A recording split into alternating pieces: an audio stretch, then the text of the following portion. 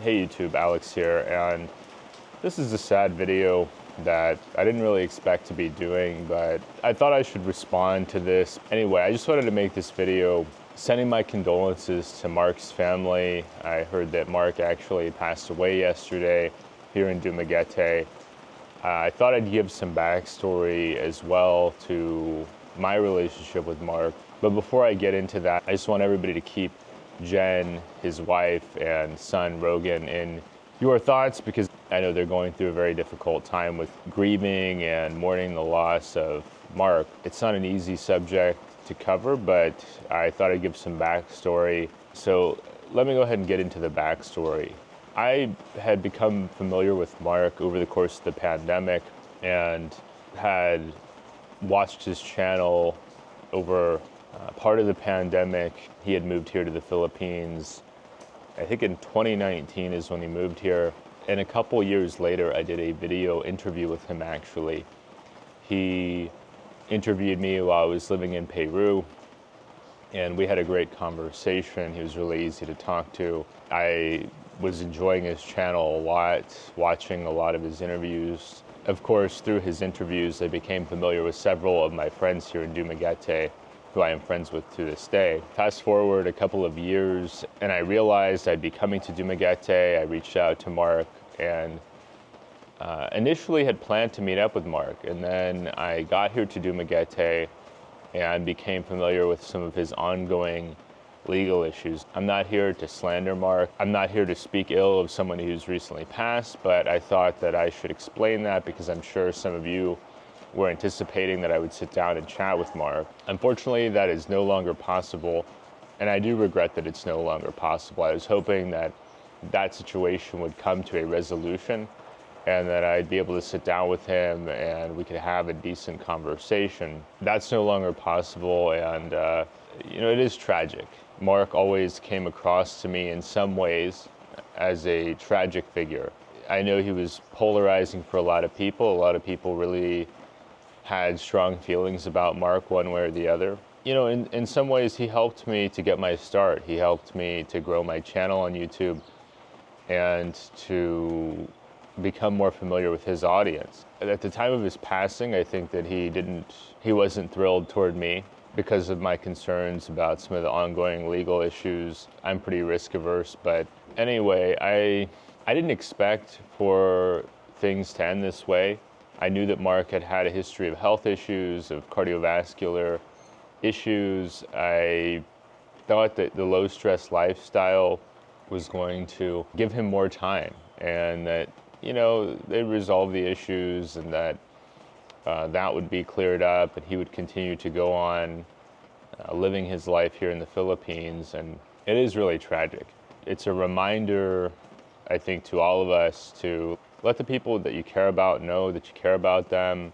People are fragile. Life is short in many ways, and especially as people get older, there's no way to tell when their time is up. And do I think Mark was the perfect person?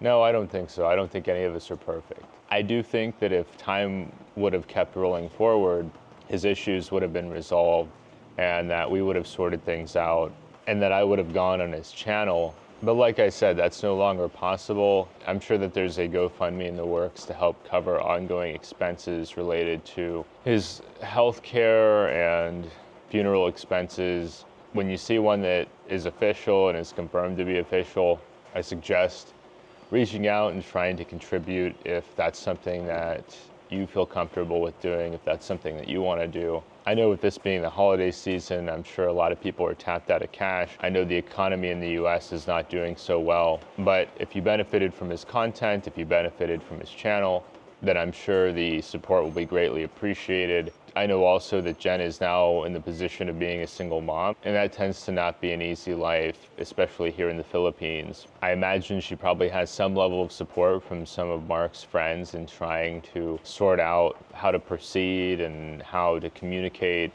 with the proper authorities back in the US, notify the embassy, that kind of thing. It's just so tragic that we've lost him days before Christmas. We're less than a week away from Christmas. And I knew people that had passed away around Christmas. I always thought it it was especially hard for people who lose somebody around Christmas time, because it's supposed to be a happy time of year. It's supposed to be a break from the problems of this world.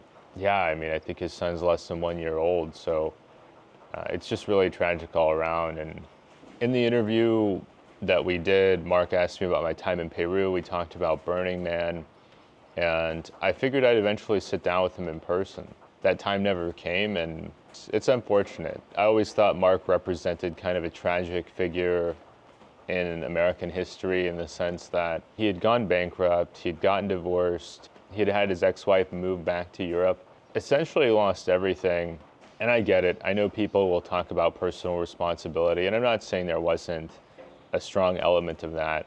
He was, to me, representative of how things can go wrong, and a person who tried to reinvent themselves in a way that many Americans are not willing to do, and more so back then. I think as time progresses, more and more people are willing to leave the United States. But 5 years ago, it seemed like a riskier bet, and it seemed like it was a more cavalier thing to do.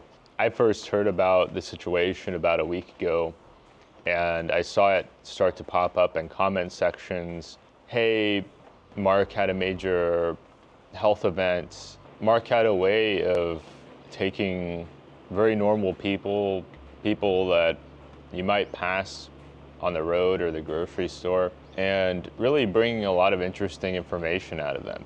It was really fascinating to me. People that seemed to be quite relatable had these wild life stories and experiences, and I credit Mark a lot for having the creativity and the open-mindedness to tell these stories. Mark actually took down the interview that we did. I think that he didn't like that I was a bit cautious and wanted to wait out the ongoing legal issues that he was dealing with at the time of his passing. I did see him a couple of times in town, but we never did end up having a conversation. I did see him at Robinson's and then also on the Boulevard a few times, but I just wanted to keep my distance until some kind of resolution was reached.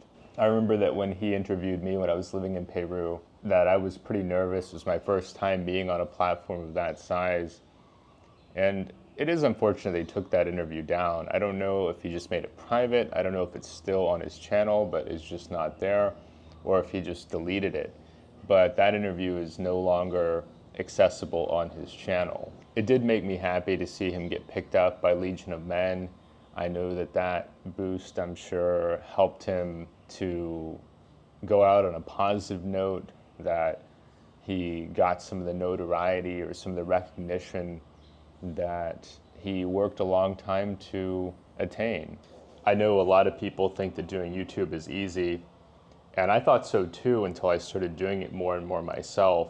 Mark had a lot of resilience to get through a lot of the hate that he got over the years. I mean, he really has been targeted a lot by different kinds of trolls, and I never understood why they had it out for him specifically, more so than maybe any other vlogger here in Dumaguete.